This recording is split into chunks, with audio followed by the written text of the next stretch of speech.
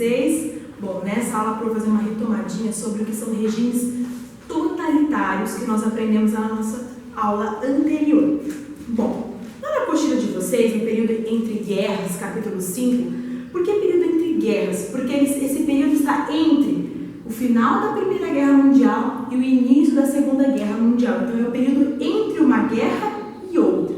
Por isso chamado de período entre guerras. Ele começou o período entre guerras falando para vocês um pouquinho sobre a crise do liberalismo. Essa crise ela se inicia com a crise de 1929 nos Estados Unidos, né? Quando há uma crise de superprodução, de excesso de produção de mercadorias. Ou seja, produziu-se muito e não tinha mercado consumidor. Por que acabou o mercado consumidor? Porque anteriormente os Estados Unidos mandavam esses equipamentos, forneciam esses produtos para os países que estavam saindo da Primeira Guerra Mundial, que estavam com a sua economia muito fragilizada, vamos dizer, de certa forma.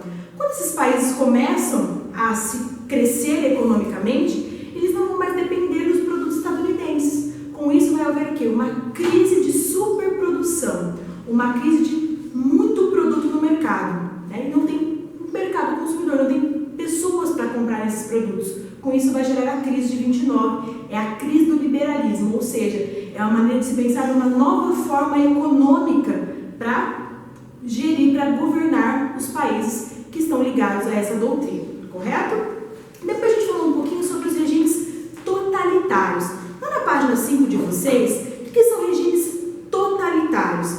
A autora Hannah Arendt ela vai falar um pouquinho pra gente o que são esses líderes autoritários. Então ela coloca lá assim, no regime totalitário vai ter o quê? Um partido único, não tem oposição, né? Então vai ser, qualquer tipo de oposição é eliminado. Vai ter uma idolatria, um culto ao líder, né? Existência de uma ideologia oficial, de uma ideologia que governa, de certa forma, esses países. E também uma mobilização das massas. A gente estudou ali um pouquinho sobre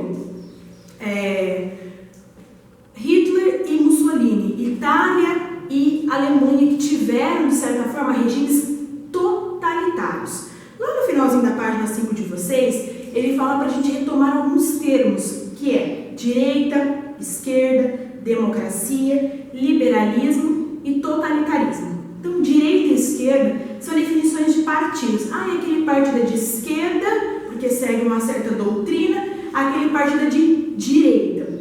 Normalmente a gente associa assim, partidos de direita são partidos ligados ao capitalismo, ao liberalismo econômico.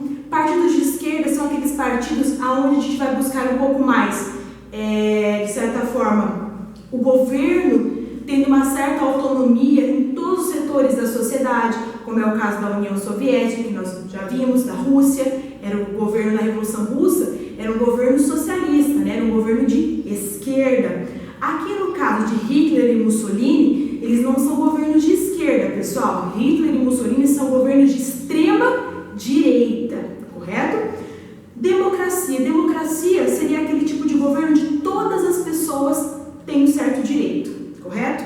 Liberalismo, essa forma que a gente acabou de falar um pouquinho anteriormente, vem lá de Adam Smith, né? Da própria economia por si só, né? Fomentar, fazer, criar oportunidades para aquele país, que não pode ter intervenção nenhuma do Estado na economia, né? Outro ponto importante aqui é o totalitarismo. O que é o totalitarismo? São governos onde é tudo centrado na figura daquele líder, daquela única pessoa. Então a gente viu o caso então de Mussolini na Itália e de Hitler na Alemanha. O Hitler ele vai se espelhar muito no Mussolini, né? Ele era fã do Mussolini. Ele escreve uma carta para Mussolini falando da admiração que ele tinha por Benito Mussolini e de como ele governava a Itália. E ele vai seguir praticamente os mesmos caminhos, né? Eles eram amigos os dois, correto? Só que o que acontece? O Hitler ele vai ter uma expansão um pouquinho maior da sua ideologia. A gente falou ali um pouquinho sobre o antissemitismo, a perseguição a judeus, os campos de concentração que vão surgir lá na Segunda Guerra Mundial, que nós vamos falar mais pra frente nas nossas aulas. Então esse culto ao líder, um líder muito respeitado, né? E tudo mais. São regimes o quê? Totalitários. Nessa nossa aula a gente vai falar um pouquinho sobre os regimes autoritários. Regimes autoritários é um pouquinho diferente. Por quê?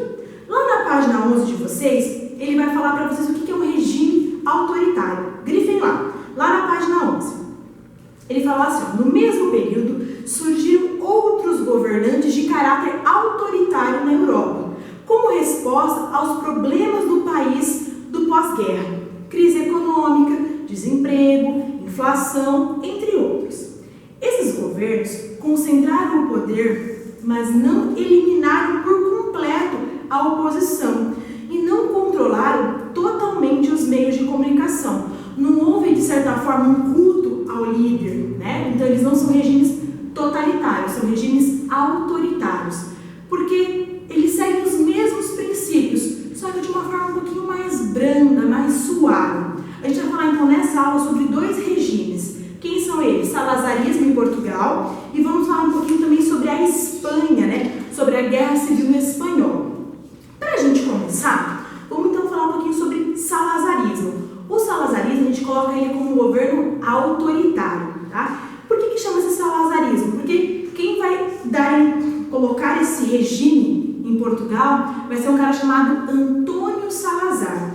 O Antônio Salazar está ali na apostila de vocês, na página 11, né, uma foto ali de Antônio Salazar de 1940.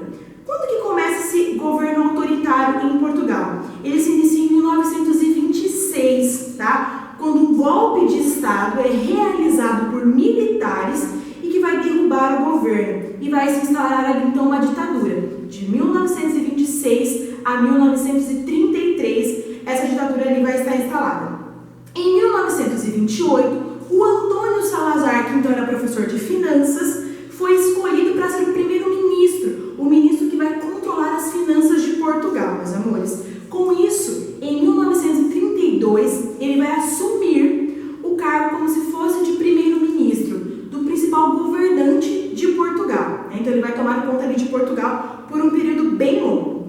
Quando Salazar chega ao poder em 32, ele vai criar um partido chamado União Nacional. E esse vai ser o único partido que vai ser legal lá em Portugal. Ou seja, é o único partido que tem direito para estar funcionando. Os outros partidos são oposição, não tem direito de estar funcionando. Então, esse é o primeiro, correto? Outra coisa que ele vai fazer ali, em 1933, ele vai formular uma nova Constituição para Portugal. O que é uma nova Constituição? Um novo conjunto de leis que vai governar ali Portugal, né, que vai ser perseguido.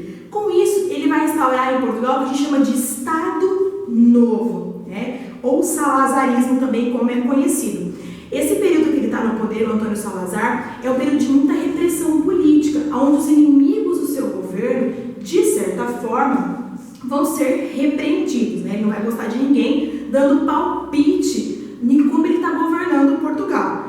Outra coisa que vai ser interessante ali é que ele vai se aliar muito com a burguesia. A burguesia é partido de direita, que nós chamamos, ligado ao capitalismo, liberalismo econômico. Então ele vai se aliar à burguesia. Automaticamente tem que estar na nossa cabeça. Se ele vai se aliar com a burguesia, automaticamente ele vai perseguir quem? Os partidos de esquerda, né, que estão cada vez crescendo na Europa devido à Revolução Russa de 1917. Então ele vai começar a colocar esses partidos como oposição política a ele.